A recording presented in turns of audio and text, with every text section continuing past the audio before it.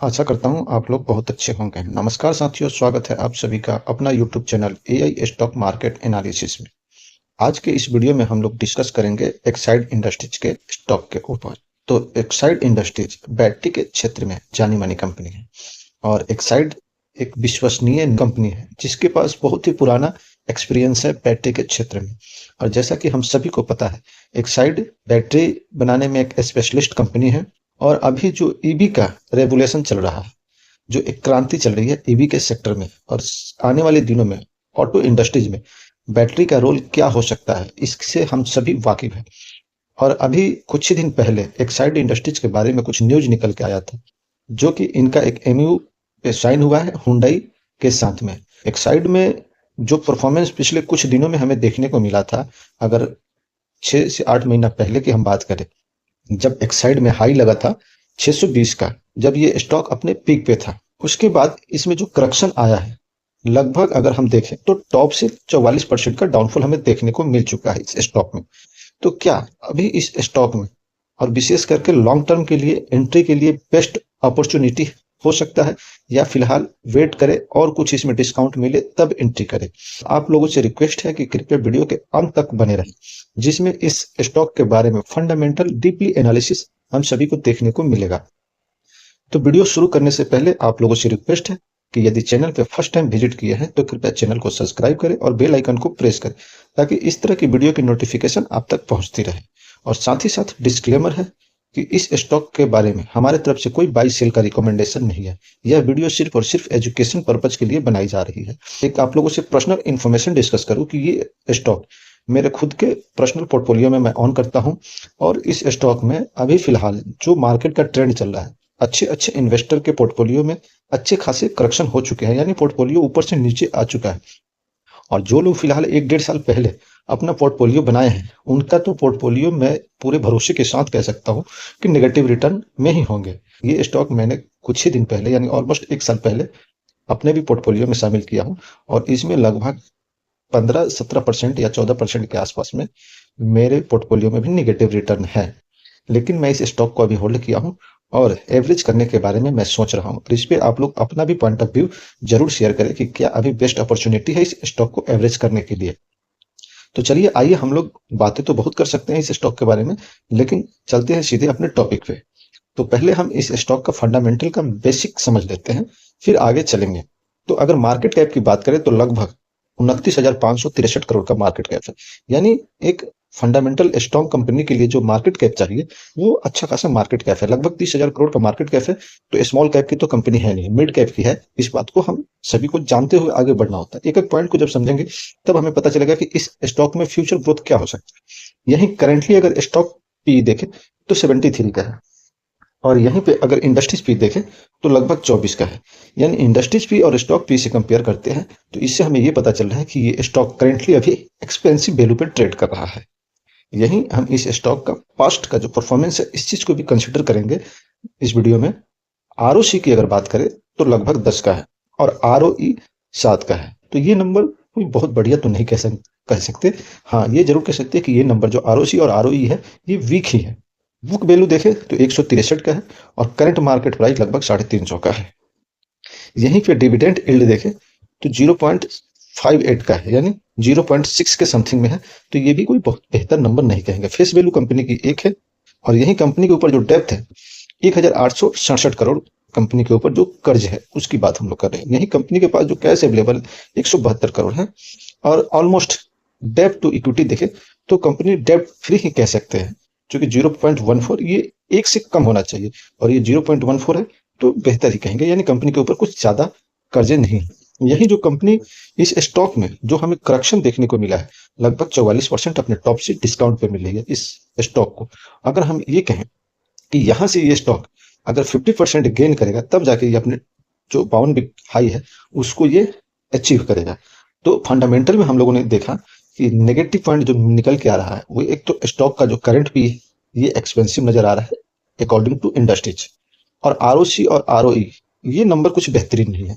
तो ये दो पॉइंट हमें जो फंडामेंटल का बेसिक है, इसमें हमें नेगेटिव एक तरह से कहें तो देखने को मिल रहा है। यही स्टॉक का पी देखें तो जो इसका मैक्सिमम पी है, यानी स्टॉक जब से ये लिस्टेड हुई है तो इसका जो पी है वो लगभग 24.5 का है, और हम लोगों ने जो देखा वो भी करेंटली 37 का चल रहा है। इसके अकॉर्डिंग मैक्सिमम में भी ये स्टॉक एक्सपेंसिव नजर आ रहा है। वहीं पे अगर पिछले 10 साल की बात करें तो 10 साल में जो इसका मीडियम पी है वो और नीचे है, और पिछले 5 साल की देखें तो यहाँ पे और नीचे देखने को मिल रहा है। और अगर 3 साल में देखें तो थोड़ा सा इस स्टॉक में मतलब बढ़ते हुए, जहां 22-21 देखने को मिल रहा था, 24 देखने को मिल रहा था, वहां 3 साल में 26 देखने को मिल रहा है। और एक साल का तो अभी परफॉर्मेंस ना ही देखे तो बेहतर है, क्योंकि पिछले एक साल में जो स्टॉक में उछाल देखने को हमें मिला है उसी का नतीजा है कि मीडियम पी 45 का नजर आ रहा है। यानी पी के अकॉर्डिंग ये स्टॉक अभी एक्सपेंसिव नजर आ रहा है। हम लोग इस वीडियो में देखेंगे कम से कम 5 से 10 साल, मिनिमम एक साल का, तो पिछले एक साल का ट्रैक रिकॉर्ड तो देखने की कोई जरूरत ही नहीं है, क्योंकि अगर पोजीशन है तो 6 महीने, साल भर, 5 साल, 10 साल।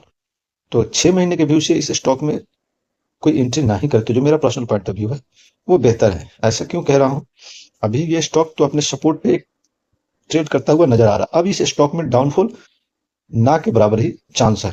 अब यहाँ से ये इस स्टॉक में एक उछाल ही देखने को मिलेगा। मार्केट का सेंटीमेंट खैर जैसा भी हो, मार्केट के सेंटीमेंट में क्या हो सकता है, और 5% स्टॉक टूट जाएगा, इससे ज्यादा अब इसमें कुछ डाउनफॉल बचा नहीं है। तो अगर 350 का है तो इसमें 20 रुपए 30 रुपए और डाउन साइड बचा हुआ है, इससे ज्यादा इस स्टॉक में गिरने के लिए कुछ नहीं बचा हुआ है। यही पेयर कंपनी के बारे में बात करें तो पेयर कंपनी लिस्ट में 7 कंपनी का नाम है, जिसमें मार्केट कैपिटलाइजेशन के अकॉर्डिंग ये 5वें नंबर की कंपनी है। और इस स्टॉक का जो पेयर कंपनी में जब हम किसी और कंपनी से कंपेयर करते हैं तो यहाँ पे जितने भी नाम है ये सब ऑटो इंडस्ट्रीज के स्टॉक है।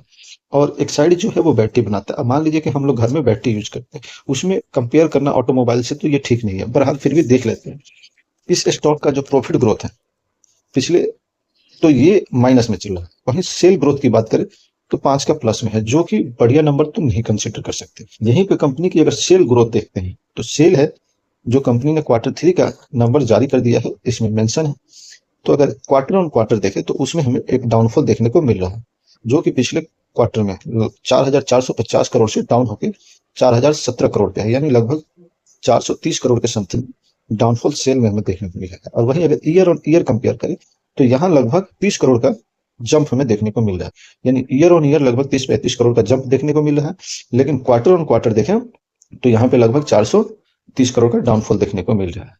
और इससे हमें एक चीज और आइडिया मिलता है कि कंपनी ने ईयर ऑन ईयर हमेशा दिसंबर Q3 में अच्छा रिजल्ट दिया है। जैसे कि हम लोग 2021 का देखें तो 3312 करोड़, वहीं 2022 में 3538 करोड़, 2023 में, मतलब ईयर ऑन ईयर तो हर एक क्वार्टर में बेहतर नंबर कंपनी ने पेश किया है। लेकिन क्वार्टर ऑन क्वार्टर अब हम अगर देखते हैं, Q3 में कंपनी ने हमेशा नेगेटिव रिजल्ट ही पेश किया है।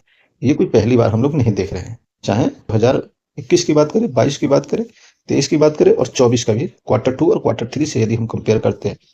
और हाँ, इसके साथ साथ हमें ये भी समझना होगा कि जो Q3 आएगा उसमें कंपनी कैसा रिजल्ट पेश कर सकती है। तो जैसा कि हम लोग को देखने को मिल रहा है कि जो मार्च यानी Q4 में जो कंपनी नंबर पेश करती है वो हमेशा Q3 से बेहतर नंबर कंपनी ने जारी किया है। जैसे कि हम लोग 2021 में देख रहे हैं 33 करोड़ से बढ़कर 35 करोड़ हो गए, और 2022 में देखें तो 35 करोड़ से बढ़ के लगभग 36 साढ़े 36 करोड़ हो गया। और 2023 में देखते हैं तो ये 38 करोड़ से 39 करोड़ से बढ़ के 41 करोड़ हो गए। तो वैसे ही हम अभी एक्सपेक्ट कर सकते हैं कि जो कंपनी 2025 मार्च का, यानी इस साल का Q4 का जो नंबर पेश करेगी वो इससे बेहतर उम्मीद है कि कंपनी ने नंबर देनी है। अब जब हम कंपनी का कंटिन्यू सेल देख रहे हैं तो दिसंबर में यानी Q3 में हर बार कंपनी का सेल डाउन हुआ है, तो वहीं एक्सपेंस भी डाउन हुआ है, जो कि आप इस कॉलम में देख सकते हैं। मैं एक एक नंबर रीड नहीं कर रहा हूं क्योंकि वीडियो काफी लंबी हो जाएगी, जिसे आपको देखने में बोरिंग लगेगी। यही ऑपरेशनल प्रॉफिट मार्जिन की बात करें तो कंपनी लगभग 10-11% का नंबर मेंटेन करके चल रही है। इस कंपनी में कुछ नंबर में बहुत ज्यादा उथल पुथल नहीं देखने को मिला है। कंपनी का एक रफ्तार से चल रही है। यही कंपनी की मेन चीज होती है प्रॉफिट। तो जो कंपनी ने प्रॉफिट हासिल किया है, अगर हम 2021 से देखें और 2024 तक, तो बीच में हमें देखने को मिल रहा है सितंबर में, जबकि कंपनी का नंबर बहुत बढ़िया था, तो 233 करोड़ का। और ये इस क्वार्टर में अगर देखें तो लगभग 80 करोड़ 75 करोड़ के आसपास में कंपनी की प्रॉफिट में डाउन देखने को मिला है। यही ईयर ऑन ईयर बात करें तो वहां पे भी लगभग 50 करोड़ के आसपास में हमें डाउन देखने को मिल रहा है, यानी ईयर ऑन ईयर भी डाउन है और क्वार्टर ऑन क्वार्टर भी डाउन हमें देखने को मिल रहा है। तो ये एक नेगेटिव इम्पैक्ट पड़ता है स्टॉक में। इसका इफेक्ट ईपीएस पे भी पड़ा है। ईपीएस अगर देखें तो क्वार्टर ऑन क्वार्टर जो पिछले क्वार्टर में 2.72 था वो 1.84 पे आ गया है।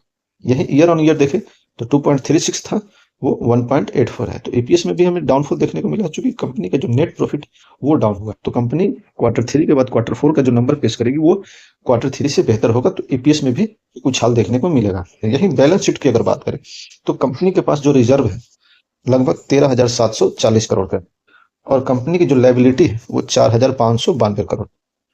तो रिजर्व अच्छी है और लायबिलिटी कम है, तो ये बेहतर बात है कंपनी के लिए।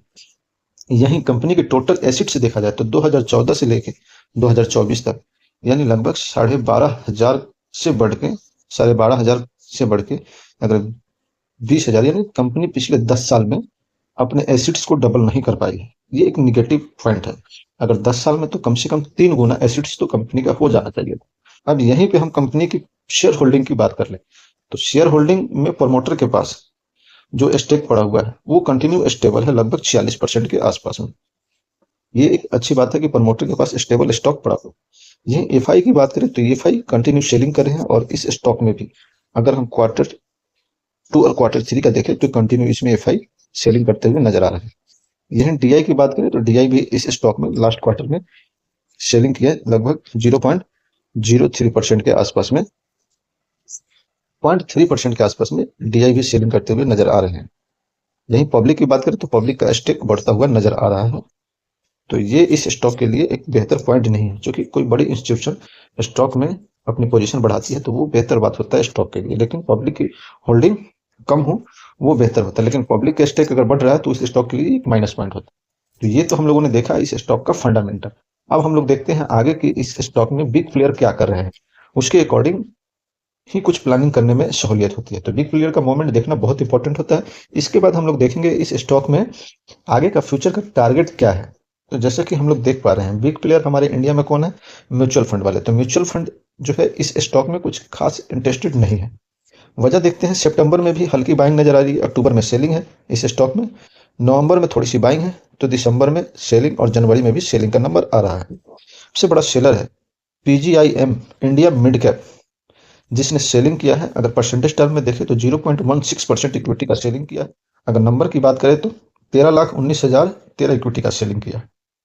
वहीं जो सबसे बड़ा बायर है टाटा बैलेंस एडवांस फंड, जो कि अगर परसेंटेज टर्म में देखें तो 0.12% की बाइंग किया है। जो सबसे बड़ा बायर जो जनवरी मंथ की बात कर रहे हैं हम, वो 10,38,600 इक्विटी का बाइंग किया है। यानी बेचने वाला 13,19,013 इक्विटी का शेयर सेलिंग किया है, और बायर जो है वो 10,38,600 इक्विटी का बाइंग किया है। तो लगभग 0.16% की सेलिंग है, 0.12% की बाइंग है। तो म्यूचुअल फंड वाले कुछ ज्यादा इस स्टॉक में मूवमेंट करते हुए नजर नहीं आ रहे हैं। बहरहाल हम देखते हैं इस स्टॉक में फ्यूचर ग्रोथ क्या हो सकता है। इस स्टॉक के बारे में जो टारगेट है आने वाले 1 साल के लिए, उसमें कुछ विशेषज्ञों के द्वारा अपना ओपिनियन है, उसके बारे में हम लोग जान लेते हैं। जैसा कि हम लोग देख पा रहे हैं एक्साइड इंडस्ट्रीज, तो लास्ट ट्रेडिंग सेशन में लगभग 2% का डाउनफॉल हमें देखने को मिला। करंटली स्टॉक 350 के आसपास में ट्रेड कर रहा है। वहीं जो इस स्टॉक के बारे में प्राइस एंड टारगेट है 1 ईयर, जैसा कि आप सभी देख रहे हैं, 16 एनालिसिस्ट के द्वारा 1 year price forecast for Exide industries है मैक्सिमम एस्टिमेट ऑफ 534 का है एंड मिनिमम एस्टिमेट 300 का। यानी अभी तो ये ट्रेड कर रहा है 350। तो ये जो मिनिमम एस्टिमेट की बात हो रही है ये स्टॉप लॉस, जैसे कि मैं आप लोगों से डिस्कस करूं, इसमें इसकी जो बारीकी है, जो पॉइंट है, अगर अभी कोई व्यक्ति इस स्टॉक में पोजीशन बनाता है तो जो स्टॉप लॉस होगा वो लगभग 300 का कंसीडर करके चल सकता है, और जो फर्स्ट टारगेट होगा इस स्टॉक का वो 406 का। यानी टारगेट जो है यहाँ से 17%, करंट मार्केट प्राइस से 17% ऊपर है, और स्टॉप लॉस है जो वो लगभग 12 से 14% का है।